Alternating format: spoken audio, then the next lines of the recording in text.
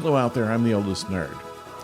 We're talking about the last episode of the Star Trek podcast. This is the first time that there has ever been a series that was based completely on audio. Now, I'm talking about a series that is actually sanctioned by Paramount and all of the production companies that have been responsible at this point to the television series and movie series.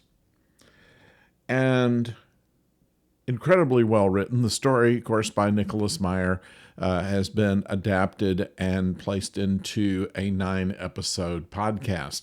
Originally, it was supposed to be a 3-episode miniseries, but that didn't come about. But the fact of the matter is that even back in the original series, Bob Justman, the associate producer, said that the budget that they had would have made Star Trek a perfect radio show.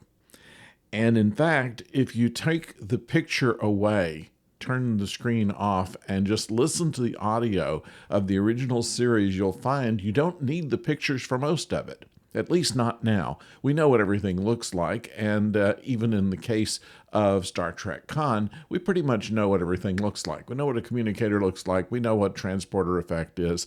The sound effects are enough. And so it works very well without the pictures and the enormous budget that's necessary to make all the special effects and various filming crews that are needed for things like that. So they were able to do this on quite a budget and still have very high quality. And in the last episode, that quality shows in that they have put together all of the pieces that they have shown us all the way through the series.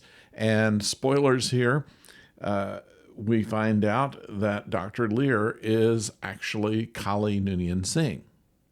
So as we were ending up episode 8, the ship, the Venture, that was named by Kali, was supposed to contain Khan, Kali, Wakim, and Paulo, and one of the other youngsters in this group. Now, obviously, Khan did not go. And my guess at the time was that Ivan, who had come into the last episode, was going to hijack the ship and take it for himself. And certainly that was his intention. He was able to turn enough of the group against Khan and try to get him out of the ship and to fight. And that, in fact, is what he does. There is a fight between he and Ivan that he wins, and as he goes back into the ship, he finds that there's going to have to be a leader for the people, and he sends Wakim out to do that. And then Kali is playing recordings of her mother's, Marla MacGyver's, historical tapes. And she's listening to the part of how she places Khan in history. And he realizes from there that his destiny is not to run away, but to continue to try to conquer the hardships of this planet and lead his people. And so he goes down and rejoins his people. He brings Kali's nanny to take his place, and surprisingly asked Del Mondo to take his place. And so that's who's on the ship. There's Kali, Kali's nanny, Paulo, and Del Mondo.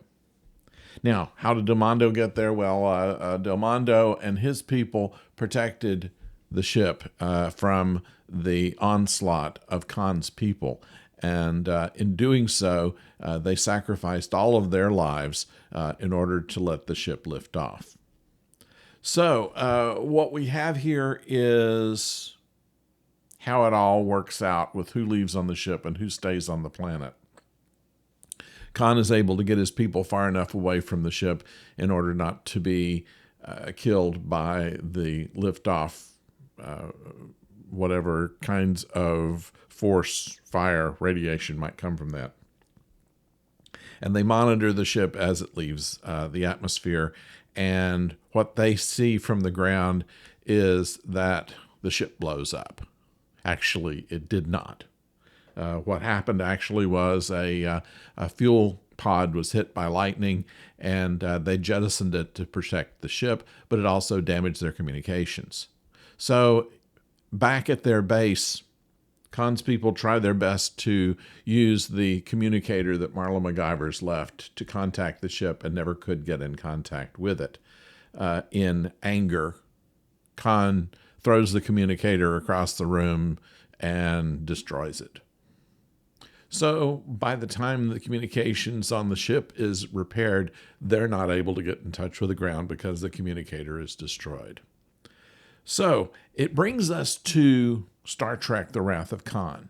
How do we get Khan from this benevolent leader, who has, of course, some anger issues, to the madman who goes after James Kirk for no reason? Now, some of the things that were put up earlier in the series that perhaps that Kirk is responsible for not paying any attention to an unstable planet in the system.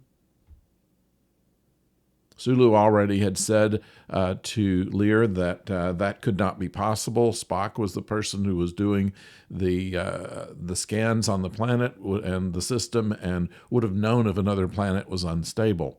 And even before the series ended, of course, Khan knew that it was Del Mondo's ship that actually destroyed Ceti Alpha 6 and caused Ceti Alpha 5 to shift in its orbit. It leaves some questions open as to how the Reliant comes in and doesn't notice that there are only 5 planets in the system instead of 6. But that's one of those kind of things that we're not going to resolve here. And also that their sensors weren't able to pick up anybody on the ground.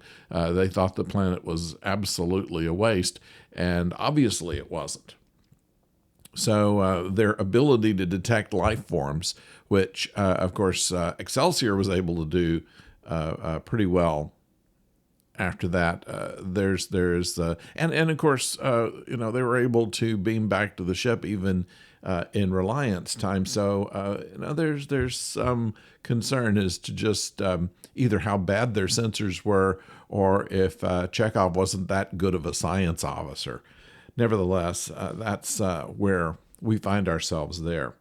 But the important part is that we can understand now why Khan was in such a rage. 13 years goes by from the end of this story to Wrath of Khan, and at this time he'd lost everything of value to him.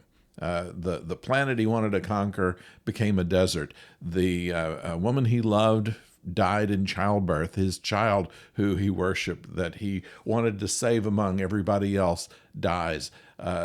There's nothing left for him except for his thirst for revenge against Jim Kirk. Why he's mad at Kirk by this time doesn't even really matter. Whether he was wrong about what happened or not doesn't matter. He has had 13 years to stew on this, and so at his first opportunity, he seizes the Reliant and goes after Kirk. And the rest we know.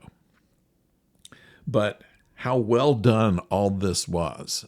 We have a lot of the framing that was done with Lear and Tuvok and Sulu, and it keeps us a little off from discovering who Kali really was, or who Lear really was.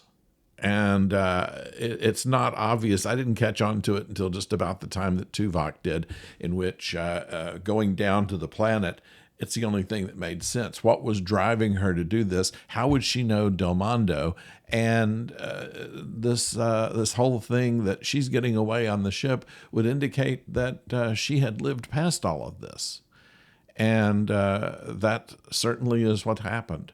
So as time went on, she was able to change her name to keep from having the association with Kanunian Singh, being an augment, which was possibly still, although it was maybe 200 years after Khan had been on Earth, there were still probably laws against dealing with augments on Earth. So what you have here is a pretty well done story that takes us from the point of Space Seed to the point of Star Trek II: The Wrath of Khan. And I thoroughly enjoyed it. Naveen Andrews made a very convincing Khan. All of the other actors on here were wonderful. It was nice to hear George Takei actually as Sulu again. Tim Russ as Tuvok did this very well, playing a Vulcan ensign on the Excelsior. And he is the person that keeps Lear's secret for her because it's logical to do so. So I'd like to know what you think about this. The old idea that there might be sequels to this seems to have gone, but I wouldn't mind seeing another podcast series based on the Star Trek canon. I think if the people that did this do that, we'll have something very entertaining going forward and not so expensive as to keep Paramount from wanting to do it. So I'd like to know what you think about it. Please put it in the comments below. And of course, if you've not subscribed, please do that as well. Thank you so much. Tomorrow, we will have a conversation with Professor O. Our talking movies will be the reboot Star Trek. That would be the Chris Pine first movie Star Trek. So we'll talk about that and hope that you'll be with us. Until then, don't go far.